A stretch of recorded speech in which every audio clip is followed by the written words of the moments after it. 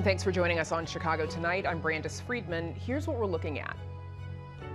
A jury weighs whether the Chicago Police Department is liable for 13-year-old Adam Toledo's death, 5 years after his killing.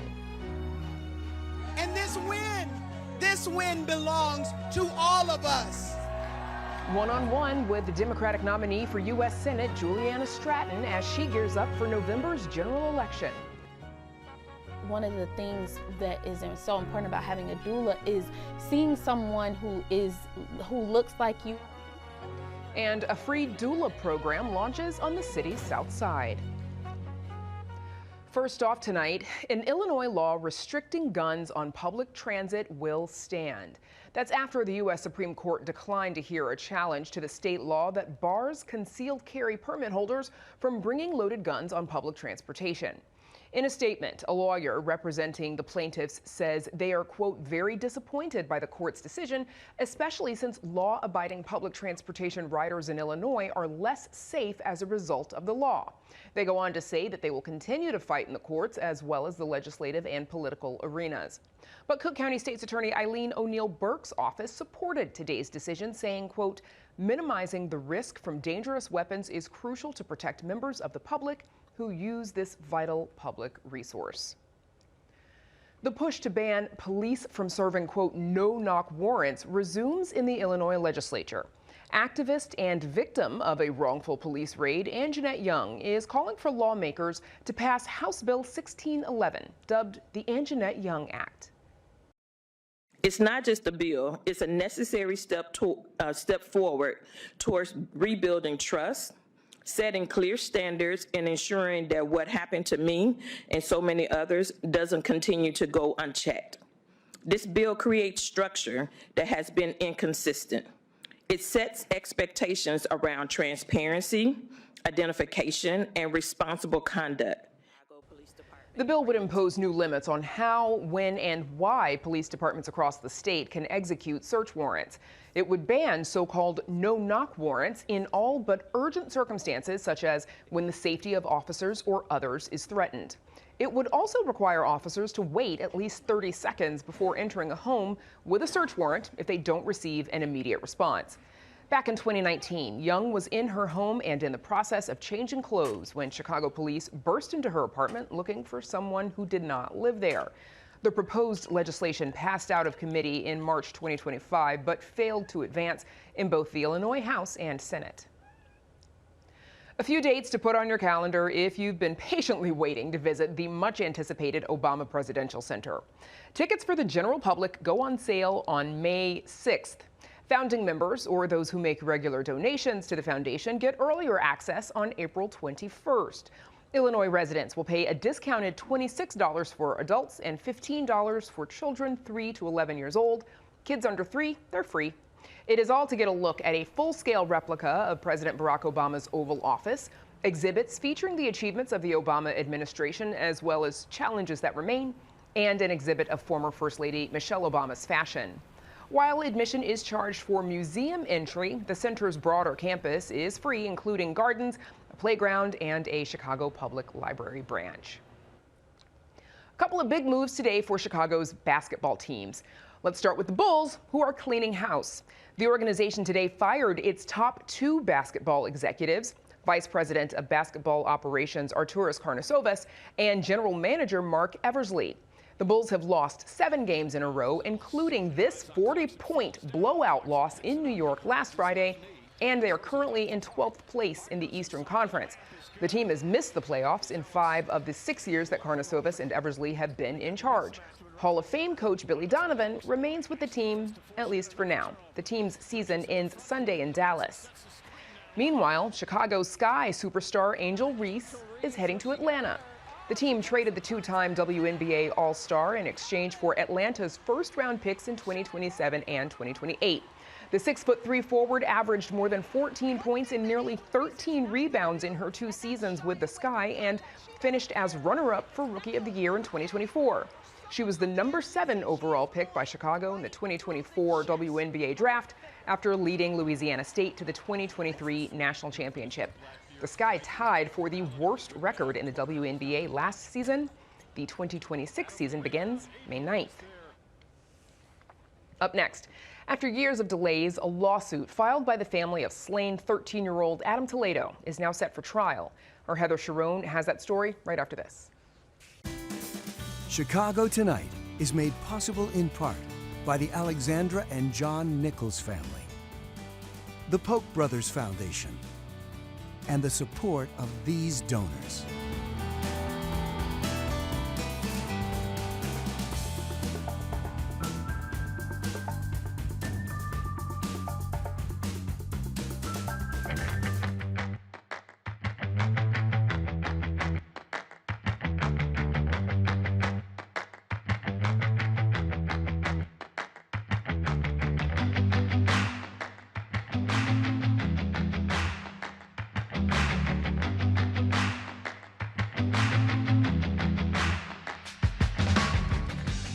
A high-stakes trial began today to determine whether the Chicago Police Department is liable for the death of Adam Toledo.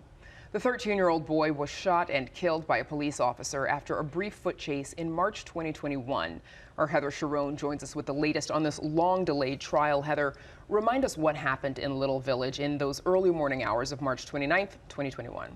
Well, the city's gunshot detection system sent Officer Eric Stillman and his partner to an alley where they discovered a 21-year-old man and 13-year-old Adam Toledo. They detained the 21-year-old and Adam took off. Officer Stillman gave chase, and just a few minutes, less than a minute later, Adam appeared to drop the gun he was carrying and turn toward Officer Stillman, who shot him once in the chest. The lawsuit was brought by Adam's parents, Marco and Elizabeth. What will this trial decide? Well, they are going to argue to the jury that Adam's death was avoidable and intentional. They say that the city knew that foot chases were incredibly dangerous and that the city failed to develop a policy even after the federal government investigated CPD and urged the department to set new parameters about when officers could chase people on foot and for what reasons. Because they didn't do that, that led to Adam's death. So the trial began today at the Daly Center, but it got off to a slow start. After more than 4 years of delays, as we mentioned, it's been just over 5 years since Adam's death. What's next? Well, the lawyers are going to spend the rest of this week arguing over motions to determine what exactly the jury can and can't hear. There are more than 90 witnesses on this list for this trial, so it could take a long time. Jury selection is expected to start on April 13th, and opening statements, at least for now, are set for April 20th. Okay, a lot of eyes on that trial, I'm sure. Heather Sharon, thank you so much. Thanks, Brandis. And you can read Heather's full story on our website. It is all at WTTW.com/news. Up next, Juliana Stratton is here to talk about her campaign for U.S. Senate.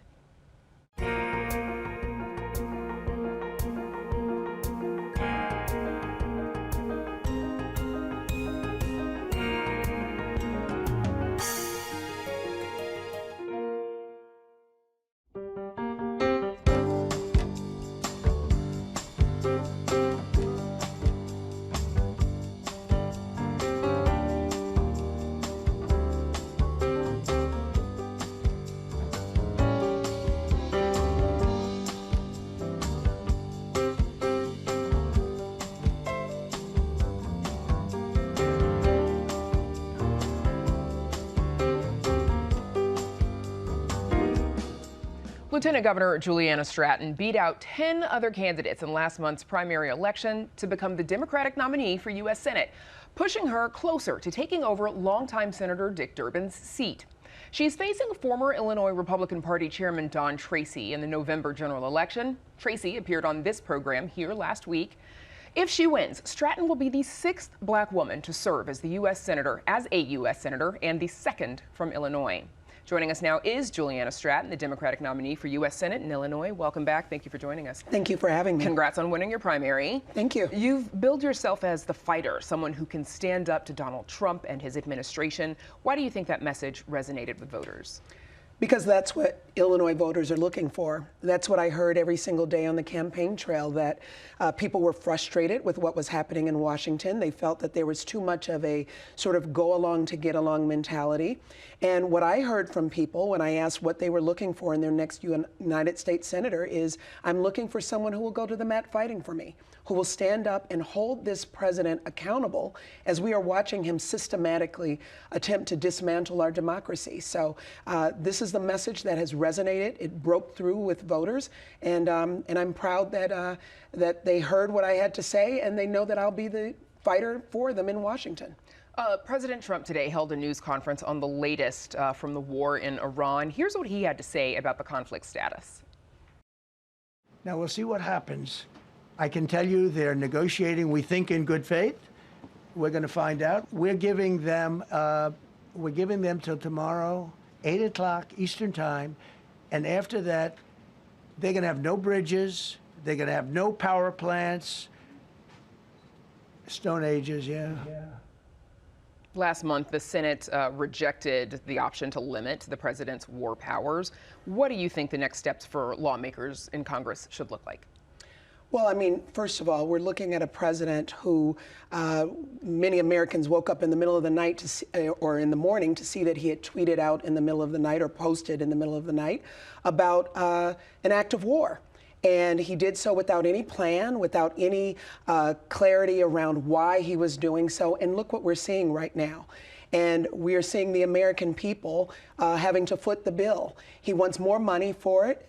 We even see his request for $1.5 trillion in military budget.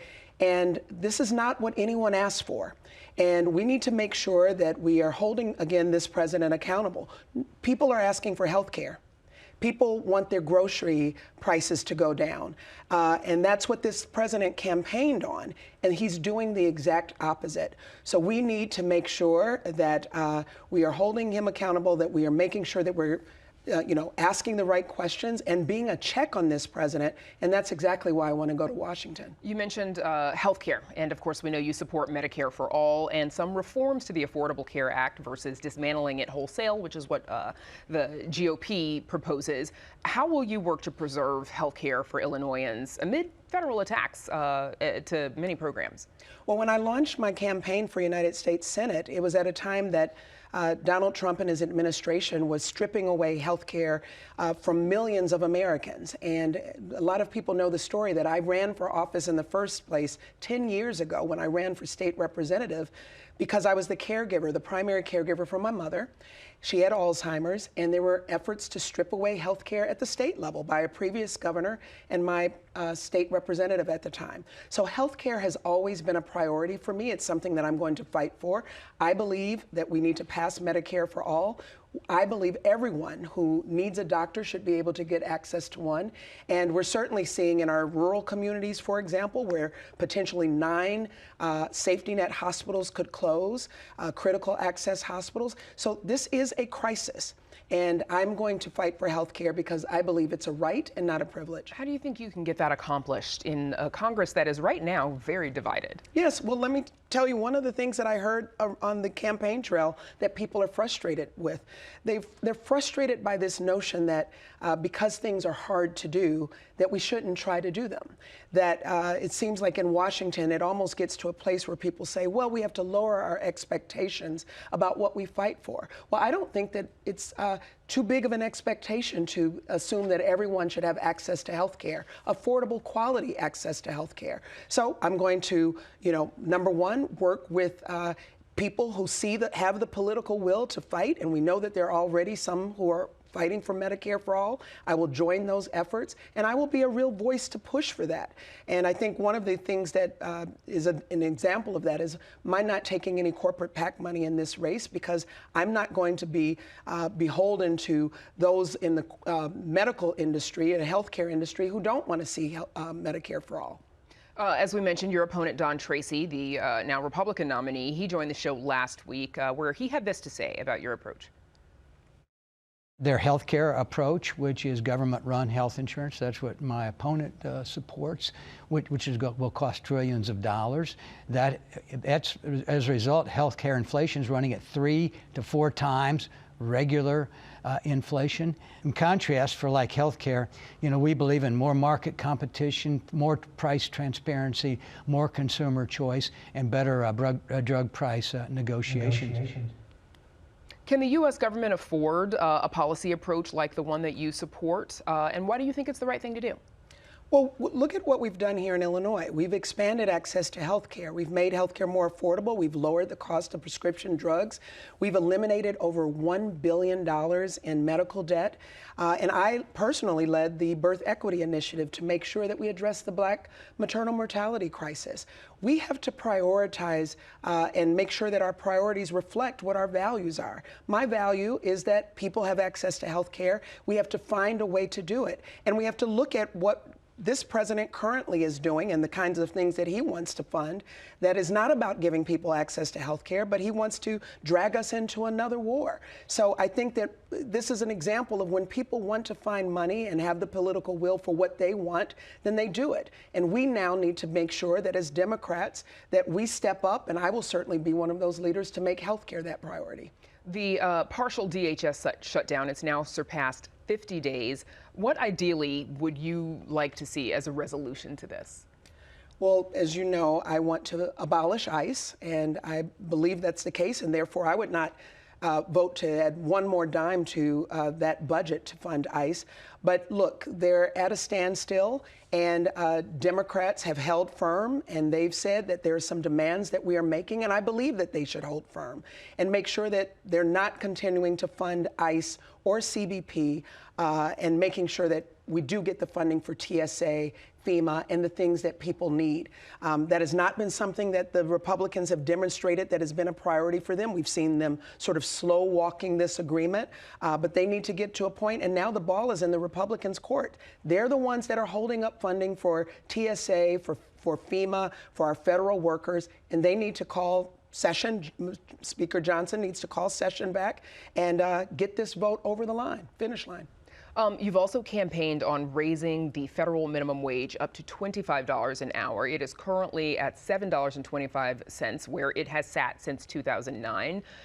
That's another thing. How do you plan on making that happen in a very divided Congress when the GOP, your would-be peers on the other side of the aisle, are opposed to a number that high?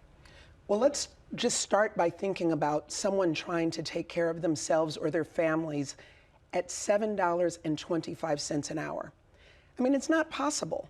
And I don't think that anyone would say, that's the kind of salary that I want for my children or for my family. So we have to do something different. It has not changed, as you noted, since 2009. We are in 2026, and people deserve to not have just the bare minimum. They deserve to have a livable wage. And so I will do what I did when I got to the Illinois House of Representatives. You know, I got to the Illinois House, and I'm a Democrat, but I got 10 bills passed in that one term that I served. All of them were passed on a bipartisan basis. Most of them passed unanimously because I knew to listen to the community, work the bill, educate others on why it's important. And I'm telling you, even people who are not a part of this Democratic primary, who maybe didn't even support me in the primary, I want to represent them too. I want everyone across Illinois to make a livable wage, and I'm going to fight for that when I get to Washington. Should a 17-year-old who's maybe working their first job, maybe doesn't have a family to support, should they earn the same wage as a 40-something who does have a family to support and has years of work experience? Well, it'll be the same as any bill that gets passed. I mean, you're going to negotiate, you're going to look at what's possible, but what we cannot do is just tell people that it's okay for them to have to work 2 and 3 jobs to try to just make ends meet. $7.25, even in Illinois, I'm proud of our work to raise it to $15 an hour. That's $31,200 a year. So there are people that deserve, I believe, working families that we have to stand up for to make sure that they can put money in their pocket, save a little, spend a little in our small businesses.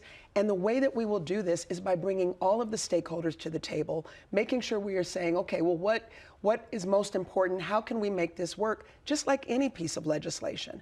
But what's not okay is saying that it's okay for people to just, you know, barely make ends meet or have to work 2 and 3 jobs just to help feed their children. It's not okay. If you're elected, this would be the first time in history where 3 black women are serving in the upper chamber at the same time. There have only been 6 in history. I think you would be the 6th if you are to get elected, so 5 in history. What does that mean to you?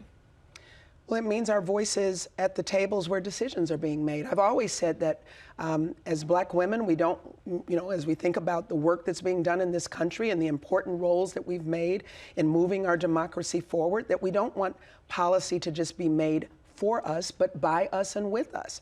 And I think it's a real opportunity to say, our voices are here at the table, that we're a force, and we're here to make sure that we're getting things done, not just for our own community, but for everyone. But we want to make sure that the voices of black women are a part of the decision-making process. All right. Candidate for the Democratic nominee for U.S. Senate, Juliana Stratton, thank you for joining us. Best of luck on the campaign trail. Thank you for having me. And we did speak with Republican candidate for Senate, Don Tracy, last week on this program. If you missed that, you can watch it on our website at WTTW.com/news. Up next, a look at a Southside program that's helping expectant mothers.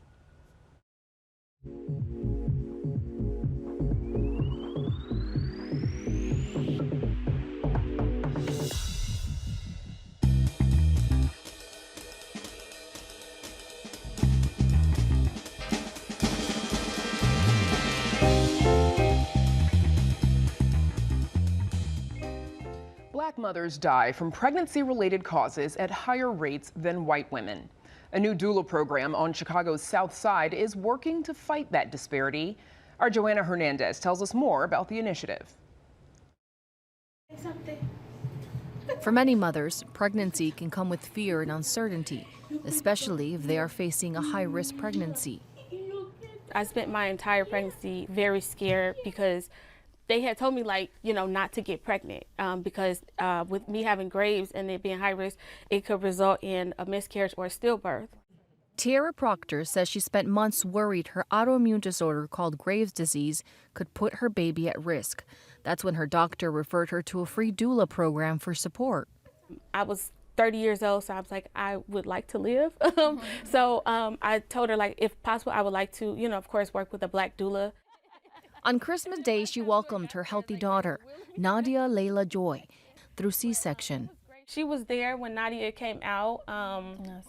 Yeah, she was there, and she helped my sister. They got her dressed, and they fed her and took some pictures. So I had pictures and things, to look at because, of course, I was out of it. Yeah.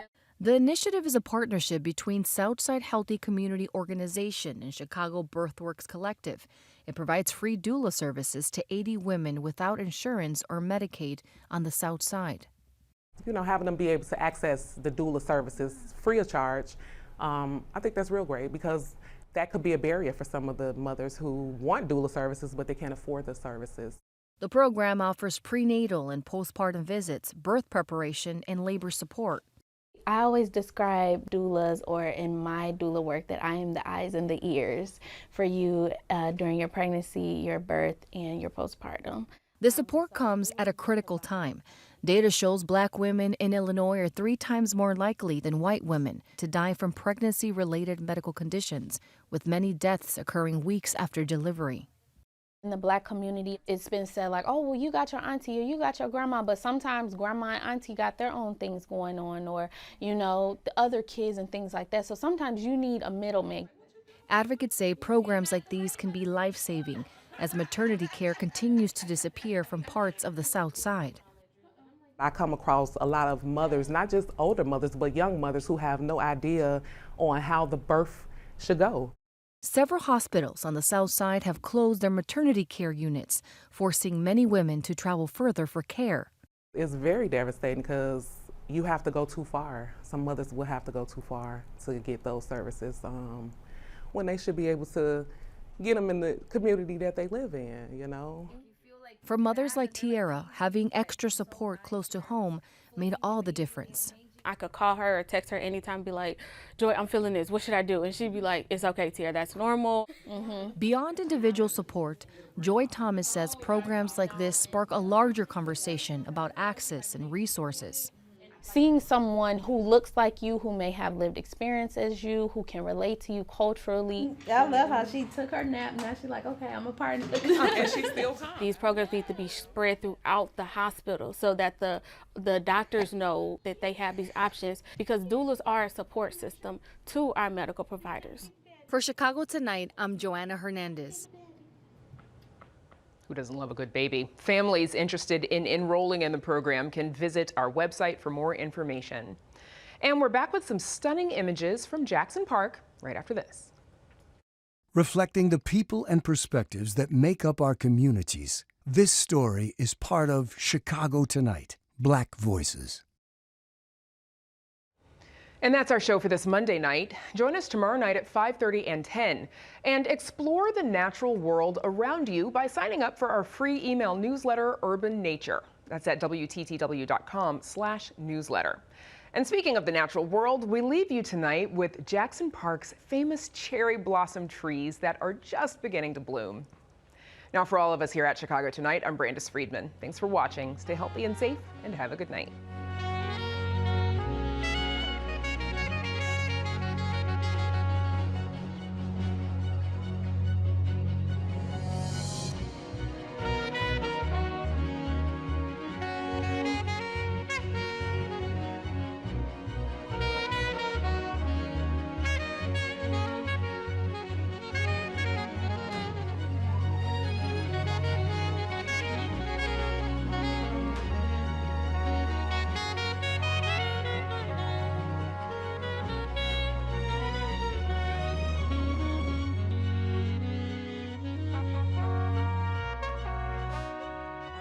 Closed captioning is made possible by Robert A. Clifford and Clifford Law Offices, a Chicago personal injury and wrongful death firm that is a multilingual law firm, providing translators for a variety of languages.